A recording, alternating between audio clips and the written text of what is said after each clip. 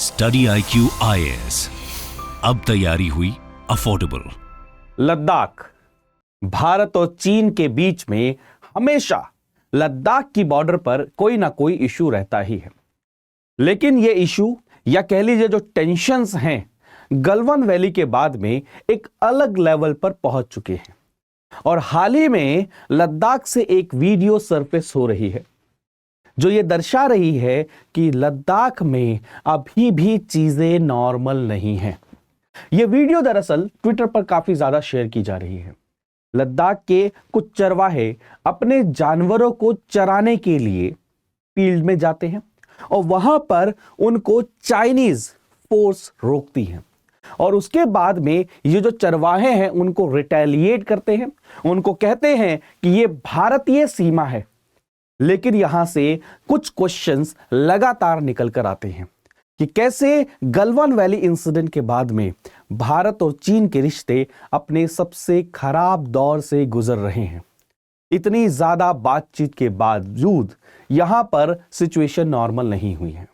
ऐसे कई सारे इंसिडेंट्स भी होते हैं जो पब्लिक डोमेन में, न्यूज डोमेन में नहीं आते हैं। तो डिटेल में जानते हैं इस वीडियो के बारे में और इस पूरे इशू के बारे में इस सेशन के अंदर में, जहां पर चाइना की जो आर्मी है उन्होंने ट्राइबल पीपल के ऊपर में रिस्ट्रिक्शन लगाई और उस रिस्ट्रिक्शन के अगेंस्ट में जो वहां के जो लोकल लोग हैं उन्होंने रिटेलिएट किया।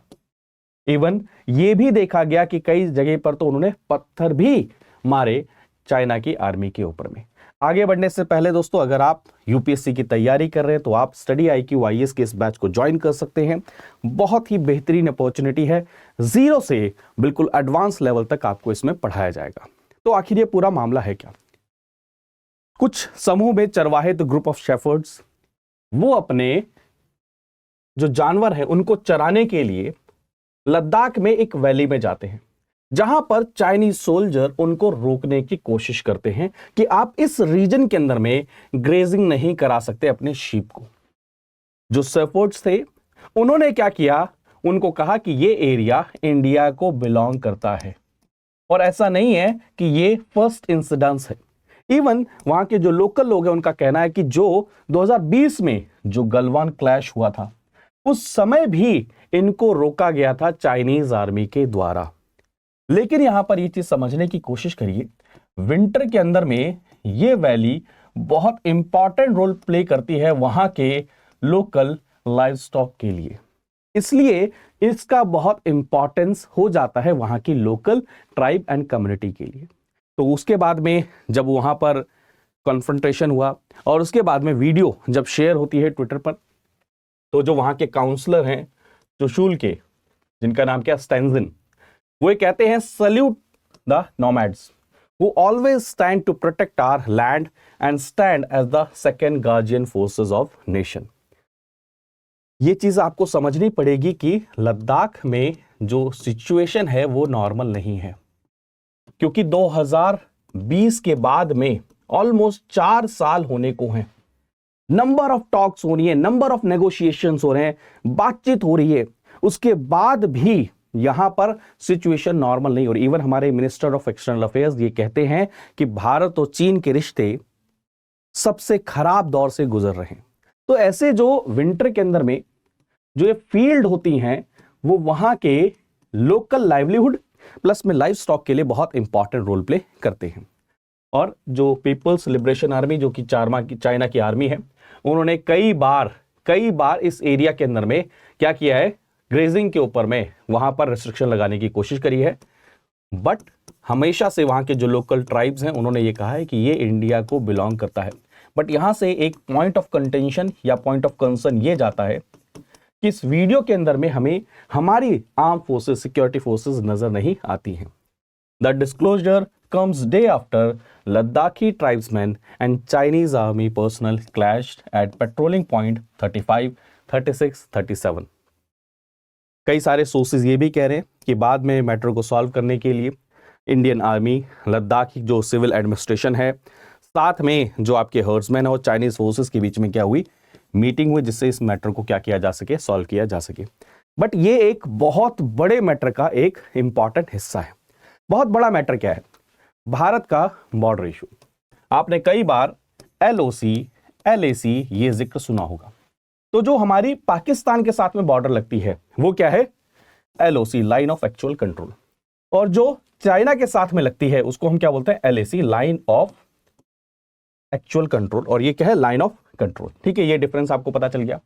प्लस में आप सभी जानते हैं कि पाकिस्तान ने इलीगली हमारा एक बहुत इंपॉर्टेंट हिस्सा अपने कंट्रोल में कर रखा है, जिसको हम पाकिस्तान ऑक्यूपाइड कश्मीर बोलते हैं। गिलगित बाल्टिस्तान उसी का बहुत इंपॉर्टेंट हिस्सा है। और भारत ये कहता है कि POK, पाकिस्तान ऑक्यूपाइड कश्मीर, भारत का अभिन्न अंग है। यही एक रीजन है, ये वखान कॉरिडोर जो कि अफगानिस्तान की टेरिटरी में आता है। हम हमेशा ये कहते हैं कि अफगानिस्तान की बॉर्डर भारत के साथ में लगती है। क्यों? क्योंकि POK, पाकिस्तान ऑक्यूपाइड कश्मीर, भी भारत का हिस्सा है। यहां पर एक सक्शगाम वैली है जिसके ऊपर में भी क्या किया था? इल्लीगल तरीके से पाकिस्तान ने कंट्रोल किया था। बट आप जानकर हैरान रह जाएंगे कि इंडिया एंड पाकिस्तान के बीच में समझौता है कि हम इस मैटर को बायलैटरली सॉल्व करेंगे, किसी थर्ड नेशन को इन्वॉल्व नहीं करेंगे।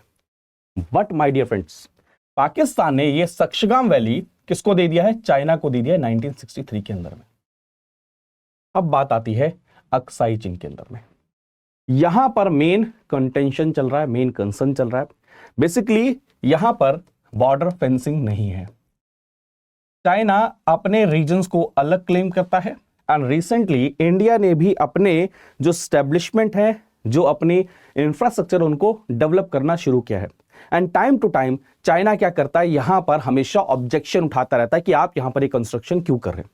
लेकिन चाइना की एक सोची समझी प्लानिंग चलती है। वो क्या कहते हैं कि जैसे मान के चलिए यहां तक पहले उनका एरिया है, वो कुछ डिस्प्यूट क्रिएट करेंगे, वहां तक क्लेम करेंगे और समझौता करके एक स्टेप और आगे बढ़ जाएंगे। उनको ये कहा जाता है कि उनकी एक्सपेंशनिस्ट पॉलिसी है और इस पॉलिसी का बहुत इंपॉर्टेंट हिस्सा है। तो कुछ रीजंस हैं, जैसे आप देख सकते हैं ये दपसांगला आप देख सकते हैं, पेट्रोल पॉइंट 14 देख सकते हैं, गलवान वैली आप देख सकते हैं, पैंगोंग लेक देख सकते हैं, श्योक देख सकते हैं, लेह देख सकते हैं, नुब्रा वैली है ना, और ये सारी की सारी चीजें आप देख सकते हैं। तो ये यहां पर आप समझ, डेमचोक ये एरिया भी सॉल्व, इसमें ऊपर में भी क्या चल रहा है? पॉइंट ऑफ कंटेंशन है। तो ये मैंने आपको मैप के थ्रू भी समझाने की कोशिश करी कि कहां पर कैसे चीजें चल रही हैं। जब गलवान वैली वाला इंसिडेंस हुआ था तो ये देख सकते हैं हॉट स्प्रिंग, यहाँ पर घोघरा पॉइंट, यहाँ पर आप देख सकते हैं यहाँ पर भी स्टैंड ऑफ हुआ था। सिर्फ और सिर्फ हमें गलवान वैली ही सुनने में मिलता है।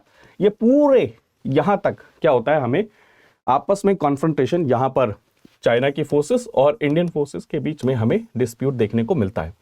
एक और चीज मैं दोस्तों आपको समझाने की कोशिश करता हूं। इंडिया एंड चाइना की बॉर्डर को अगर आप देखेंगे तो उसको हम 3 हिस्सों में डिवाइड करते हैं, एक ईस्टर्न सेक्टर, एक मिडल सेक्टर और एक वेस्टर्न सेक्टर। इसको मैं अगर दिखाऊं तो जो ये वाला रीजन है इसको हम वेस्टर्न सेक्टर बोलते हैं, और जो ये लीस्ट कंट्रोवर्शियल एरिया है हिमाचल प्रदेश और उत्तराखंड, इसको हम मिडल सेक्टर बोलते हैं। और ये जो अरुणाचल प्रदेश वाला और सिक्किम वाली जो बॉर्डर है ये है ईस्टर्न साइड। आप सभी जानते हैं कई बार चाइना अपने मैप में अरुणाचल प्रदेश को भी क्या करता है? शो करता है। तो यानी कि इस पूरे रीजन पे क्या है? डिस्प्यूट रहता है। यहां पर ये डोकलाम ये रहा, अभी भूटान एंड चाइना के बीच में बातचीत चल रही है, जहां पर भूटान ये सोच रहा है कि हम क्यों ना डोकलाम चाइना को दे दे। तो इसलिए ये पूरा रीजन क्या हो जाता है? इंपॉर्टेंट। अच्छा, एक और चीज, ये रीजन हमारे लिए क्यों इंपॉर्टेंट? क्योंकि यह है सिक्किम में, यहां पर आप देखेंगे यह है सिलीगुड़ी कॉरिडोर, जिसको हम चिकन नेक कॉरिडोर भी बोलते हैं। यह सिर्फ 25 किलोमीटर वाइड है और यह बहुत एसेंशियल है, बहुत इंपॉर्टेंट है, ना सिर्फ एसेंशियल सर्विसेज नॉर्थ ईस्ट को पहुंचाने में, बल्कि आपकी जो फोर्सेस की मूवमेंट है उसको नॉर्थ ईस्ट में पहुंचाने के लिए। यही एक रीजन है कि हम बांग्लादेश हो या म्यांमार हो, उनके साथ में ऑप्शंस को तलाश रहे हैं जहां से हम गुड्स को वहां से मूव कर सके, और जो सेंसिटिव एरिया है यहां से सिर्फ हम इसको रिजर्व रखें फोर्सेस के लिए, स्ट्रेटेजिक हमेशा पोजीशन के लिए। ठीक है, तो मैं आपको क्या समझा रहा था कि एक कंसर्न क्या है कि इन पेट्रोलिंग पॉइंट्स पर हमारी फोर्सेस का नहीं होना, यह सबसे बड़ा कंसर्न है। यहां पर यह इंसिडेंट क्या रेज करता है कि ये जो एरिया है यहां पर अगर देखा जाए 2020 में हम 65 ऐसे पेट्रोलिंग पॉइंट थे जहां पर हम पेट्रोलिंग करते थे, हमारी फोर्सेस जाती थी। एटलीस्ट 26 ऐसे पेट्रोलिंग पॉइंट हैं जहां पर हमें अब हमारी इंडियन ट्रूप्स देखने को नहीं मिलते हैं 2020 के बाद में। यह सबसे बड़ा कंसर्न है। आप सभी जानते हैं गलवान वैली में 15 जून 2020 में जहां पर क्लैशेस हुए थे, उसी के बाद से यहां पर क्या है, ये इशू चल रहा है। Despite multiple rounds of talk between countries, उनको सॉल्व करने के लिए ये इशू अभी तक सॉल्व नहीं हो पाया। ये एक ही मात्र इंसिडेंट नहीं है, अभी जो गैलेंट्री अवार्ड्स दिए गए हैं उनमें हमें पता चला कि ऐसे इंसिडेंट्स और हुए। फॉर एग्जांपल, न्यू डिटेल्स क्या निकल कर आ रही है, जो इंडियन आर्मी अभी गैलेंट्री अवार्ड्स दिए गए हैं, वहां पर यह पता चलता है कि 2022 में भी Indian army and Chinese army के बीच में क्या हुआ है, हैंड इन हैंड कॉन्फ्रंट्रेशन हुआ था। The confrontation marked by hand to hand combat occurred amidst diplomatic and military talks between New Delhi and Beijing. तो यहां से आप समझ सकते हैं कि इंडिया एंड चाइना के जो रिलेशंस हैं वो बेहतर नहीं है, और आने वाले समय में कहा जा रहा है कि ये हो सकता है और ज्यादा क्या हो, खराब हो। इसके पीछे रीजन क्या है, क्योंकि आप सभी जानते हैं कि रशिया यूक्रेन वॉर के कारण में एक फ्रंट ओपन है ऑलरेडी। दूसरा फ्रंट क्या है आपका, जो ईरान और क्या नाम है इस वाले रीजन के अंदर में सपोर्ट करके जो इजराइल और गाजा वाले रीजन में उसने सेकेंड फ्रंट ओपन है। थर्ड फ्रंट चाइना चाहेगा ताइवान में ओपन करना, तो उसके लिए वहां से ध्यान भटकाने के लिए वो ये जो LAC वाला रीजन है यहां पर क्या करने की कोशिश करें, डिस्टर्बेंस क्रिएट करने की कोशिश करें। तो एक बहुत इंपॉर्टेंट इशू था जो मैंने आपके साथ में मैप के बेस पर डिस्कस करने की कोशिश करी कि रिसेंट इंसिडेंट क्या है, इशू क्या है। वहां पर हमारे जो इंफ्रास्ट्रक्चर है, हमारे जो हाईवेज हैं, वो कॉन्टिन्यूसली क्या हो रहे हैं, वो डेवलप हो रहे हैं। तो ये भी एक कंसर्न है किसका, चाइना का, कि यहाँ पर आप डेवलपमेंट क्यों कर रहे हैं। चाइना ने कभी उम्मीद नहीं करी थी कि हम उनकी डिप्लॉयमेंट को मिरर कर देंगे। मिरर डिप्लॉयमेंट क्या होता है कि जैसे चाइना ने अगर 4 यूनिट वहां पर लगाई है तो हमने भी 4 यूनिट लगा दी। और ये क्या होता है, ये क्या कर रहा है, एक तरीके से चैलेंज सामने लेकर आ रहा है किसके, चाइना के। तो ये एक कंसर्न है। प्लस में इंडिया जो यूएस के बहुत ज्यादा क्लोज जा रहा है, वो भी एक कंसर्न है चाइना का इंडिया के प्रति जो रिलेशन है।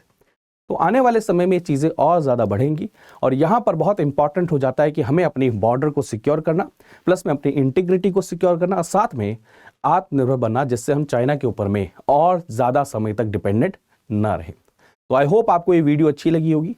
अगर ये वीडियो अच्छी लगी तो प्लीज़ अपना फीडबैक देना ना भूलें। बाय बाय, टेक केयर दोस्तों, जय हिंद। स्टडी IQ IAS, अब तैयारी हुई अफोर्डेबल।